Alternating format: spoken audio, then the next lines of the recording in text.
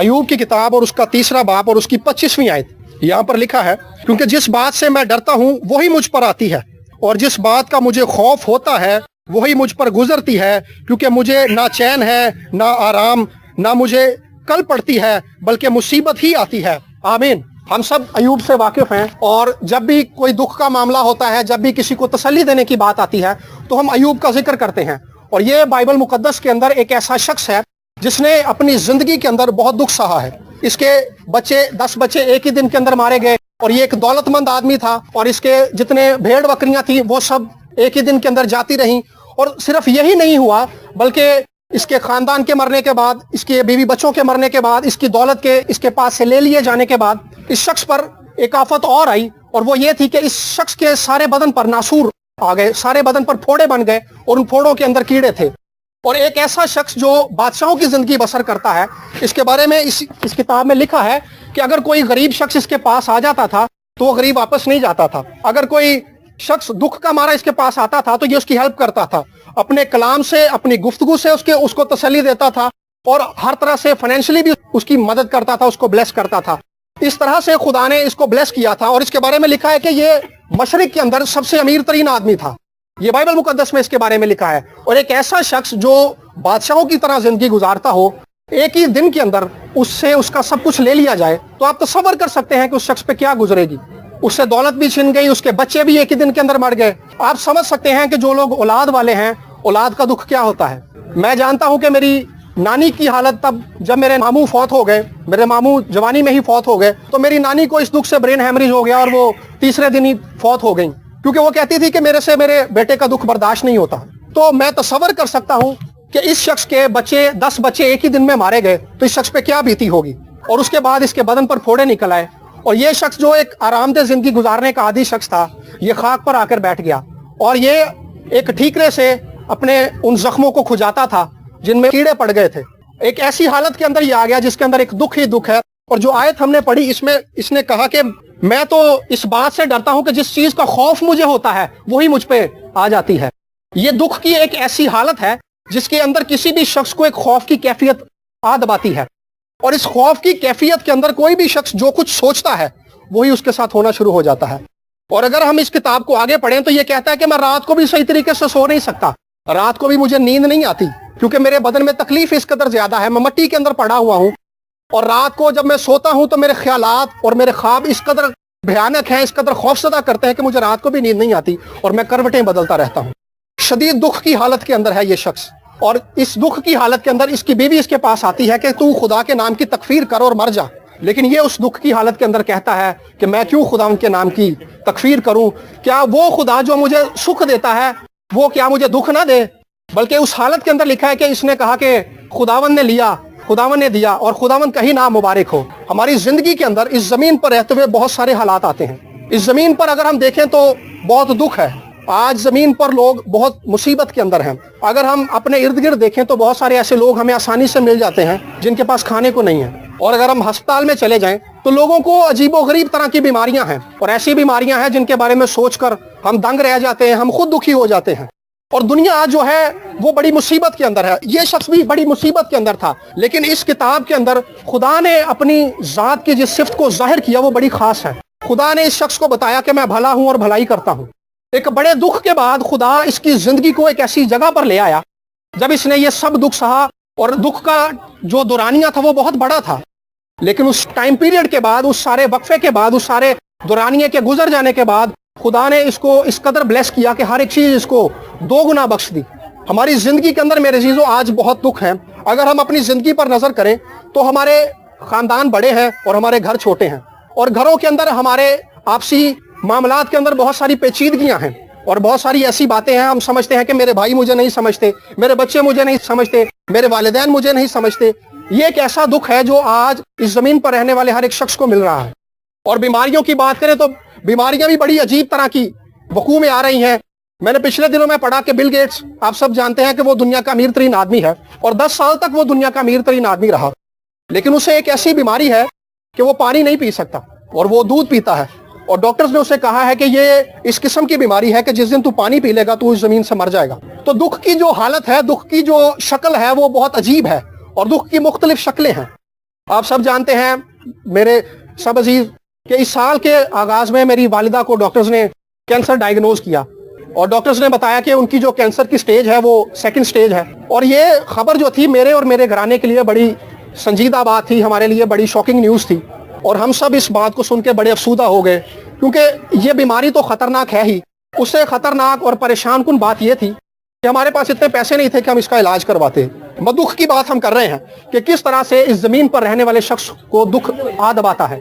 لیکن جس طرح سے خدا نے ایوب کی زندگی کے اندر یہ بات ظاہر کر دی کہ میں بھلا ہوں اور بھلائی کرتا ہوں, اور یہ جو دکھ کا پیریڈ ہوتا ہے, اس دکھ کے دورانیے کے اندر خدا ایماندار سے یہ توقع کرتا ہے کہ وہ اس دکھ کی حالت کے اندر خدا پر توکل کرنا سیکھ جائے. اس زمین پر رہتے ہوئے خدا ایمانداروں کو جو سب سے بڑھ کر بات سکھانا چاہتا ہے وہ یہی ایک بات ہے کہ یہ مجھ پر توکل کرنا سیکھ جائیں. اس زمین پر سب سے کامیاب شخص وہ ہے جو اپنی زندگی کے اندر, اپنے تمام معاملات کے اندر, روپے پیسے کی کمی کے اندر, دکھوں کے اندر, بیماریوں کے اندر خدا پر توکل کرنا سیکھ جائے.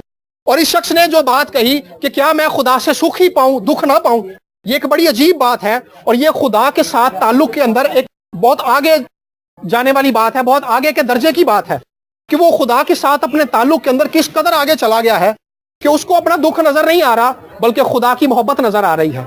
کہ میرا خدا جس کی میں پرستش کرتا ہوں, جس کی میں عبادت کرتا ہوں, جس کے آگے میں جھکتا ہوں, وہ میرے ساتھ ناانصافی نہیں کرے گا بلکہ وہ مجھے بحال کرے گا. اور اس سارے دکھ کے اندر جو سارا سال ہم نے سہا, میں بتا رہا ہوں کہ میری والدہ کو کینسر ڈائگنوز ہوا تو ہم سروسز سے ان کا علاج کروا رہے تھے. تو سروسز کے اندر ڈاکٹرز نے بتایا کہ اس کینسر کی رسولی 3 انچ ہے اور اس کی سیکنڈ سٹیج ہے. اور اس کے بعد ہم شوکت خانم چلے گئے. شوکت خانم میں جانے کے بعد ان کے دوبارہ ٹیسٹ کیے گئے اور ڈاکٹرز نے بتایا کہ جو دوبارہ ٹیسٹ ہوئے تو ڈاکٹرز نے یہ بات بتائی کہ جو کینسر کی رسولی ہے وہ چھوٹی ہو گئی, وہ 3 انچ سے چھوٹی ہو کر 1 انچ کی ہو گئی ہے. اور کینسر کی سٹیج جو ہے وہ سیکنڈ نہیں ہے بلکہ پہلی سٹیج ہے. اس سارے دورانیے کے اندر ہم نے کیا, ہم سب اور میرا گھرانہ اور میرے تمام فیملی اور میرے چرچ کے تمام بھائی, ہم سب خداوند کے حضور میں جھکے. میرے عزیزو, اس زمین پر جتنے دکھ ہم سہتے ہیں, یاد رکھیں کہ خداوند ہمارا خدا وفادار ہے, وہ ہمیں چھوڑے گا نہیں. اور اس سارے سال کے اندر ہم نے اس چیز کا کثرت کے ساتھ تجربہ کیا کہ خداوند بھلا ہے اور وہ ہمیں ہماری دکھ کی حالت کے اندر چھوڑتا نہیں ہے. اور اس زمین پر آج لوگ بہت طرح کے دکھ سہ رہے ہیں اور اس دکھ کی جو بڑی وجہ ہے وہ گناہ ہے. اصل میں خدا نے جب آدم کو بنایا تھا تو خدا نے اسے کسی طرح کا دکھ نہیں دیا تھا, خدا نے اسے زندگی بخشی تھی اور خدا نے کسی طرح کی کوئی بیماری بھی نہیں بنائی تھی. لیکن جب انہوں نے وہ پھل کھایا اور اس پھل کو کھانے کے بعد وہ گناہ میں گر گئے اور خدا نے کہا کیونکہ تم نے گناہ کیا ہے اس لیے تم مر جاؤ گے. خدا نے انسان کو مرنے کے لیے پیدا نہیں کیا تھا, خدا نے اسے زندگی بخشی تھی. لیکن اس گناہ کے وسیلہ سے جو انہوں نے کیا تھا, نافرمانی جو خدا کی تھی, اس نافرمانی کے وسیلہ سے ان کے اندر موت آ گئی. اور پولس رسول رومیو کے خط میں کہتا ہے کہ گناہ کی مزدوری موت ہے. سب نے گناہ کیا اور سب خدا کے جلال سے محروم ہو گئے. اس گناہ کے آنے کے بعد انسانی زندگی کے اندر, انسانی نسل کے اندر دکھ ہی دکھ بڑھ گئے. اگر ہم آدم ہی کو دیکھیں تو خدا نے وہیں پہ اسے کہہ دیا تھا کہ تو اب اپنے خون پسینے کی کمائی کھائے گا. یہ زمین اب جو ہے یہ تیرے سبب سے لانتی ہوئی ہے, یہ زمین اب اونٹ کٹارے اگے گی, تجھے اس میں ہل چلانا پڑے گا. تو دکھوں نے اسی دن سے, جس دن سے آدم نے گناہ کیا تھا, انسان کو گھیر لیا تھا اور یہ گناہ نسل در نسل منتقل ہوتا چلا گیا. ہم زبور میں بھی گاتے ہیں کہ مینو وچ گناہ دے جمیا میری مائی. اس زمین پر ہر وہ شخص جو اس زمین پر پیدا ہوتا ہے وہ گناہ کو اپنے اندر لے کر پیدا ہوتا ہے.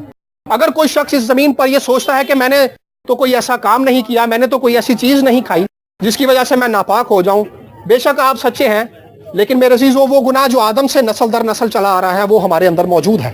اگر ہم بچوں کو دیکھیں تو ہم بچوں کو کبھی بھی کوئی غلط بات نہیں سکھاتے. ہم انہیں یہ سکھاتے ہیں کہ بیٹا آپ نے والدین کی فرما برداری کرنی ہے, آپ نے حکم ماننا ہے, آپ نے دعا کرنی ہے, آپ نے جھوٹ نہیں بولنا. لیکن یہ سب سمجھانے کے باوجود جو بچے ہیں وہ اس کے اپوزٹ جاتے ہیں. اس کی وجہ یہ ہے کہ ان کے اندر گناہ کی نیچر موجود ہے اور گناہ کی وہ نیچر انسان کو اس بات کے لیے اکساتی ہے کہ وہ خدا کے کلام سے دور جائے, وہ خدا کے کلام کی نافرمانی کرے, والدین کی نافرمانی کرے اور خدا سے دور چلا جائے. لیکن لکھا ہے کہ خدا نے اپنے بیٹے کو دنیا میں اس لیے بھیجا تاکہ وہ ابلیس کے کاموں کو مٹائے. اس زمین پر جو دکھ انسان سہتا ہے, یسوع مسیح نے ان تمام دکھوں کو اپنے بدن پر لیا. لکھا ہے کہ وہ ہمارے گناہوں کو, ہماری تقصیروں کو اور ہماری بیماریوں کو لے کر صلیب پر چڑھ گیا. اس زمین پر انسان جو ہے اپنے دکھوں سے رہائی پانے کے لیے بہت سارے راستے اختیار کرتا ہے. بہت سارے لوگ ہیں وہ یہ سوچتے ہیں کہ شاید چرچ میں بہت چندہ دینے سے خدا ہمارے دکھوں کو دور کر دے گا. کئی لوگ یہ سوچتے ہیں کہ ہم دیکھ دیں گے, رشتہ داروں کو بلائیں گے, دعا کریں گے, یہ ایک اچھی بات ہے. لیکن میرے عزیزو, اگر کوئی شخص اپنی زندگی خداوند کو نہیں دیتا تو وہ اپنی زندگی کے اندر اس گناہ کی غلامی کے اندر قید ہے. جب تک کوئی شخص گناہ کا غلام ہے وہ اس زمین پر رہتے ہوئے پستا چلا جائے گا. اس زمین پر جب تک کوئی شخص اپنی زندگی یسوع کو نہیں دے گا, یسوع کو اپنی زندگی دینے ہی سے آپ کو رہائی ملے گی, یسوع کو اپنی زندگی دینے ہی سے آپ کی زندگی میں برکت آئے گی, یسوع کو اپنی زندگی دینے ہی سے خداوند اپنی قدرت کو آپ کی زندگی کے اندر جاری کرے گا. خدا نے جب آدم کو بنایا تھا تو لکھا ہے کہ خدا نے اسے کہا تھا کہ تم زمین کو معمور اور محکوم کرو. یہ برکت کے الفاظ تھے جو خدا نے آدم سے کہے تھے. یعنی خدا نے انسان کو بنا کر اس کو برکت بخشی تھی, لیکن گناہ ہی کے وسیلہ سے وہ برکت جاتی رہی. لیکن جب کوئی شخص اس زمین پر اپنی زندگی یسوع کو دیتا ہے تو وہ خدا کے ساتھ اس برکت کے اندر کنیکٹ کر دیا جاتا ہے. لکھا ہے کہ جتنوں نے اسے قبول کیا, کسے؟ یسوع کو. جتنوں نے اسے قبول کیا اس نے انہیں خدا کے فرزند ہونے کا حق بخشا. اس زمین پر جب ہم یسوع مسیح کو اپنا نجات دہندہ قبول کرتے ہیں تو ہم اس زمین پر رہتے ہوئے ان تمام برکات کے حقدار بن جاتے ہیں جو یسوع مسیح کی ہے. لکھا ہے کہ مسیح کے ہم میراث ہیں. ہم میراث ہونے کا مطلب یہ ہے کہ جو کچھ باپ کا ہے وہ بیٹوں کا ہوتا ہے. تو اگر ہم خدا کے فرزند بن جاتے ہیں تو جو کچھ خدا کا ہے وہ خدا کے بیٹوں کا ہے. جتنوں نے اسے قبول کیا اس نے انہیں خدا کے فرزند بننے کا حق بخشا. اس زمین پر رہتے ہوئے سب سے بڑی برکت یہ ہے کہ کوئی بھی شخص اپنی زندگی یسوع کو دے دے. کوئی بھی شخص اپنی زندگی کے اندر یہ فیصلہ کرے کہ آج سے میں اپنی زندگی یسوع کو دوں گا. اس زمین پر جو دکھ ہیں ان کی شکلیں مختلف ہیں, اور وہ لوگ جن کی زندگیوں کے اندر یسوع نہیں ہے ان کے پاس بچنے کی کوئی امید نہیں ہے. ہم جب ہاسپٹل جاتے تھے تو وہاں پہ ایک شخص ہمیں ملتا تھا. وہ شخص بہت ہی نا امید تھا, وہ بہت ہی بے بس تھا, اور اس کی گفتگو کے اندر صرف یہی بات نظر آتی تھی. اس کی بیوی کو بھی کینسر تھا, تو وہ صرف یہی بات کرتا تھا کہ میری بیوی مر جائے گی, کچھ دنوں کی مہمان ہے, آج نہیں تو کل اس کے لیے لکھی تو موت ہی گئی ہے. لکھا ہے کہ وہ شخص جو بے خدا ہے وہ نا امید ہے. امید اس زمین پر صرف انہی لوگوں کے پاس ہے جو یسوع پر ایمان رکھتے ہیں, اور امید اور اعتقاد اور خوشی اور سلامتی صرف ان لوگوں کو ملے گی جو یسوع مسیح پر ایمان رکھتے ہیں. یسایہ نبی کے صحیفے میں لکھا ہے کہ وہ لوگ جن کا توکل خداوند پر ہے خداوند انہیں سلامت رکھے گا. لکھا ہے کہ جن کا توکل خداوند پر ہے وہ کوہ سیون کی مانند ہے. اس زمین پر ہم نے نہ صرف اپنی زندگی یسوع کو دینی ہے, یسوع پر ایمان رکھنے ہی سے ہمیں امید ملتی ہے. امید جو ہے وہ ہمیں رہائی نہیں دے سکتی, امید جو ہے ہمیں معجزہ نہیں دے سکتی, امید جو ہے ہمیں نجات نہیں دے سکتی, امید جو ہے ہمارے دکھوں سے ہمیں رہائی نہیں دے سکتی, لیکن امید ہماری مدد کرتی ہے کہ ہم ایمان کی طرف آگے بڑھیں. اگر ہم عبرانیوں کے خط کو پڑھیں, عبرانیوں کے خط کے 11ویں باب کے اندر لکھا ہے کہ ایمان کے وسیلہ سے, کس کے وسیلہ سے؟ پھر سے بولیں, ایمان کے وسیلہ سے بزرگوں کے حق میں اچھی گواہی دی گئی. بزرگ کون سے ہیں؟ داؤد, ابراہم, موسیٰ, اور وہ سب بزرگوں کا ذکر کرتا ہے. ہنوک, نوح, یہ سب جو تھے خداوند پر توکل کرتے تھے, اور ان کے ایمان کے وسیلہ سے بائبل مقدس کے اندر ان کی اچھی گواہی لکھی گئی ہے. اور میرے عزیزو, ہر ایک شخص جو آج اس زمین پر موجود ہے وہ یہ سوچتا ہے کہ کسی طرح سے میرے بعد جو آنے والے لوگ ہیں وہ مجھے اچھے الفاظ میں یاد رکھیں. اور جن بزرگوں کا ذکر ہم بائبل مقدس میں پڑھتے ہیں, لکھا ہے کہ ان کے ایمان کے سبب سے ان کے حق میں اچھی گواہی دی گئی تھی. تو جو چیز ہمیں رہائی دے گی وہ ہمارا ایمان ہے, اور ایمان کوئی ایسی چیز نہیں ہے جسے ہمیں پانے کی ضرورت ہے. یہ وہ یقین ہے جو ہم خدا کی ذات پر رکھتے ہیں. ایوب کا یقین اس بات پر تھا کہ میرا مخلصی دینے والا زندہ ہے. کوئی بھی شخص جو اس زمین پر دکھی ہے, کوئی بھی شخص جو بیماری کا شکار ہے, پریشانی کا شکار ہے, میرے عزیزو میں اسے آج یہ چیلنج دے کر جانا چاہتا ہوں کہ وہ اپنی زندگی کے اندر آج یہ فیصلہ کرے کہ وہ اپنی زندگی یسوع کو دے گا, کیونکہ بغیر یسوع کے کسی بھی شخص کو نہ امید مل سکتی ہے نہ زندگی مل سکتی ہے. یسوع مسیح نے کہا تھا کہ میں اس لیے آیا کہ وہ زندگی پائیں اور کثرت سے پائیں, کثرت کی زندگی, ایور لاسٹنگ لائف. خدا نے یسوع مسیح اس زمین پر ہمیں ایک ایسی زندگی دینا چاہتا ہے جس کے اندر خوشی ہے, جس کے اندر برکت ہے, جس کے اندر زندگی کی تاثیر ہے. اس زمین پر جو ہم زندگی گزار رہے ہیں, ایک وقت آئے گا کہ میں بھی اس زمین سے چلا جاؤں گا جیسے ہمارے بزرگ اس زمین سے چلے گئے. کوئی بھی اس زمین پر رہنے کے لیے نہیں آیا. یہ ایک رواج ہے کہ کوئی بھی شخص جو اس زمین پر پیدا ہوتا ہے ایک نہ ایک دن وہ اس زمین کو چھوڑ کر جاتا ہے. لیکن خداوند یسوع مسیح نے کہا تھا کہ جتنوں نے اسے قبول کیا اس نے انہیں خدا کے فرزند بننے کا حق بخشا. میں اس لیے آیا کہ وہ زندگی پائیں اور کثرت سے پائیں. ایک ایسی زندگی ہم یسوع پر ایمان لانے کے وسیلہ سے پاتے ہیں جو زمین سے شروع ہوتی ہے اور آسمان تک چلی جاتی ہے. ہم اس زمین پر مر تو جاتے ہیں لیکن مرنے کے بعد ہمارے پاس یہ اعتقاد ہے, یہ خوشی ہے کہ ہم مریں گے نہیں بلکہ خدا کی بادشاہی میں داخل ہوں گے. یونا نبی نے کہا تھا کہ توبہ کرو, یونا بپتسمہ دینے والے نے, کہ توبہ کرو کیونکہ خدا کی بادشاہی نزدیک آ گئی ہے. خدا کی بادشاہی حقیقت میں وہ زندگی ہے جو کبھی ختم نہیں ہوگی. اس زندگی کو ہم ایمان سے اس زمین پر قبول کرتے ہیں. ہم جب یسوع مسیح پر ایمان لاتے ہیں تو یسوع مسیح کو قبول کرنا حقیقت میں اس زندگی کو قبول کرنا ہے جو خدا نے مقرر کر رکھی ہے. اس زمین پر رہتے ہوئے خدا باپ نے زمین پر رہنے والے ہر ایک شخص کے لیے یہ مقرر کر دیا ہے کہ وہ صرف یسوع ہی کے وسیلہ سے رہائی پائے گا.